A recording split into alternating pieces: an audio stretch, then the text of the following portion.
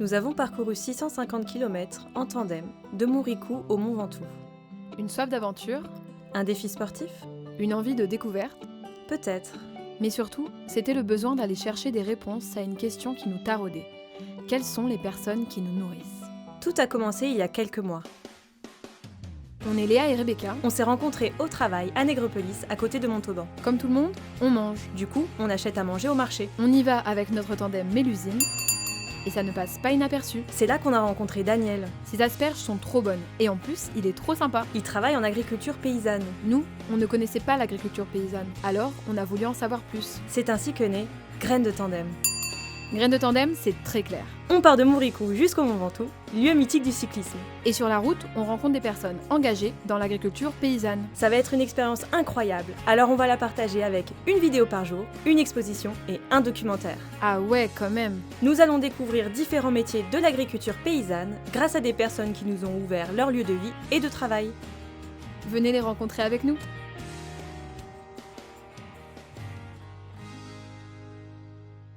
Jour 7. La ferme de Belly. 35 km. Réveil en pleine forêt. Nous passons quelques cols Cévenol avant d'arriver à Mialet, où nous rejoignons Amandine et Frédéric Bassery, chevriers fromagers installés depuis 6 ans dans cette commune du Gard. Ils ont fait le choix du métier de paysan et militent pour la reconnexion au vivant et la reconnaissance d'un travail à son juste prix. Sur les 100 hectares de pâturage autour de leur ferme, leur équipe est composée de 60 chèvres et 2 boucs qu'ils élèvent en agro-pastoralisme. Cela leur permet de produire du pélardon AOP et des fromages de chèvre une grande partie de l'année. Le reste du temps, les produits de la châtaigne sont mis à l'honneur avec une délicieuse crème de châtaigne, de la farine et des châtaignions. Nous sommes en fin de soirée, les chèvres sont rentrées et nous continuons les échanges commencés pendant la journée. Ce qui nous a motivés pour venir en Cévennes, c'est parce que c'est une région qui est vraiment une belle région et qui reste assez authentique, qui a malgré tout, même si historiquement elle a énormément l'empreinte de l'homme, elle a peu d'empreinte de l'homme moderne. Et c'est vrai qu'on a choisi cette région-là parce qu'il y a la douceur du climat, parce que c'est un territoire qui se prête bien pour l'élevage caprin, et c'est aussi pour ça qu'on a choisi la conduite pastorale. C'est qu'on est sur des terres qui sont quasiment vierges, il y a énormément de végétation, c'est un petit peu comme le maquis corse, hein. Ici il y a des similitudes avec la Corse, et on a choisi cette région-là parce que c'est vraiment, nous à nos yeux, une région qui se prête bien, où la chèvre peut vraiment bien valoriser son territoire et son environnement, quoi. Parce que c'est un animal qui a un capital sympathie important, la chèvre. C'est pas aussi gros qu'une vache, donc c'est vachement plus accessible dans le rapport physique, quoi, que vous avez avec l'animal. Parce que forcément, on a des rapports physiques avec les animaux. Ça rejoint le lien avec le territoire.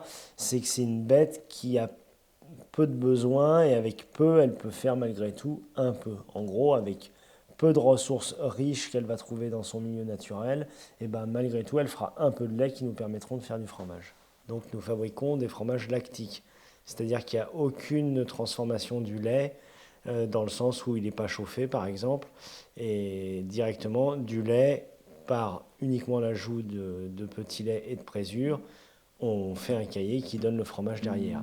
Pélardon est une appellation d'origine régie par un cahier des charges qui formalise leur méthode d'obtention et garantit un mode de production, de fabrication et d'affinage traditionnel. Les conditions sont les suivantes. Une alimentation des chèvres basée sur le parcours, un fromage au lait cru et entier de chèvre, un moulage à la louche à partir de caillés frais, un ensemencement en ferment lactique naturel, une interdiction de congeler le caillé ou les fromages, un affinage minimum de 11 jours pour permettre au pélardon de développer tous ses arômes, une transformation qui se fait directement à la ferme. Tout cela doit avoir lieu au sein d'une zone géographique bien définie. Les montagnes cévenoles du Gard en font partie. Les Cévennes, on est classé patrimoine mondial de l'UNESCO sur l'agropastoralisme. Voilà, donc on est une région remarquable parce qu'elle a été reconnue que c'était vraiment des méthodes, des savoir-faire ancestraux, de faire transhumer les troupeaux des plaines jusque sur les montagnes, à savoir les Gouales et le Mont Lozère, pour ce qu'on appelle l'estive, c'est-à-dire quand la période est chaude. Les animaux ne peuvent pas rester dans les plaines parce qu'il fait trop chaud et il n'y a plus suffisamment à manger. Donc on les monte en estive pour qu'ils passent l'été à la fraîche et qu'ils puissent pâturer l'herbe des alpages. Le choix de produire un fromage Pélardon AOP va de pair avec la vente directe. Une transaction qui se déroule sans intermédiaire entre une personne à l'origine de l'existence du produit ou de la transformation d'un produit, le producteur ou le transformateur, et l'acheteur final. C'est un des types de vente s'inscrivant parmi les circuits courts. Frédéric et Amandine s'inscrivent pleinement dans ces circuits courts, puisqu'ils vendent toute leur production de fromage dans un rayon de 20 km, directement à la ferme, au marché, à la boutique associative de producteurs, auprès des restaurateurs et dans certaines épiceries fines. La vente directe est essentielle pour eux. Elle leur permet d'assurer la transmission de savoir au grand public pour qu'ils se rendent compte de la réalité de la production alimentaire. Pourquoi le choix de la vente directe ? Nous, aujourd'hui, on a 3 casquettes, on fait 3 métiers. On est à la fois éleveur, transformateur parce qu'on fabrique les fromages, et commerçant parce qu'on vend nos produits.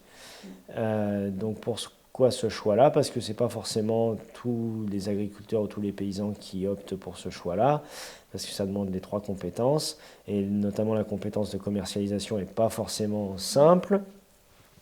Nous, on a choisi celle-ci parce que ça nous permet, de nous épanouir, parce que au moins on est en contact direct avec les consommateurs qui vont consommer nos produits, et puis et surtout, c'est qu'on garde la valorisation, c'est-à-dire qu'on valorise le maximum de ce qu'on peut notre produit en le vendant directement, sans intermédiaire qui prendrait sa commission au passage.